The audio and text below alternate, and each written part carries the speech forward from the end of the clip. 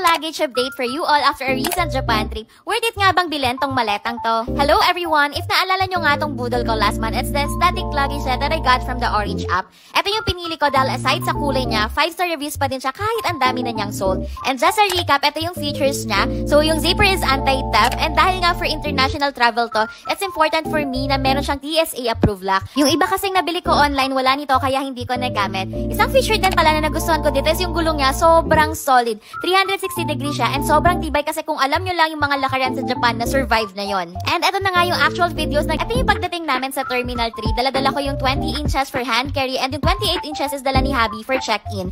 At this time, kinakabahan ako kasi alam nyo naman yung issue na binabalibag yung maleta, but tiwala lang tayo sis. Eto na nga yung boarding kami. And pagdating namin sa Japan, buhay pa yung maleta natin sis. If you notice pala, nilagyan ko siya ng luggage cover from the same shop. Anti-scratch naman yung body niya but just for extra protection din. So ito yung nag-travel kami from Nagoya Airport to Tokyo through a local train and bullet train. Kita nyo, grabe yung pinagdaanan ng luggage set. And ito na nga yung papunta kami sa hotel namin sa Tokyo. Grabe talaga yung haba ng lakaran dito sa Japan. Kaya dito matetest gaano katibay yung maletang nabili ko. Ito naman yung papunta na kaming Osaka from Tokyo. Buhay pa din ang ating maleta after traveling from one city to another. And this is our last destination. Tapos bumalik na lang kami sa Nagoya Airport. At ito na ang ating maleta. Nasa Naiya Terminal 3 na kami niyan. Grabe, ang ganda pa din. Yung hand carry ko, walang luggage cover. Pero tignan nyo naman. So kayo na magsabi, worth it ba tong maleta na to or hindi? If you want this too, you know where to find the link.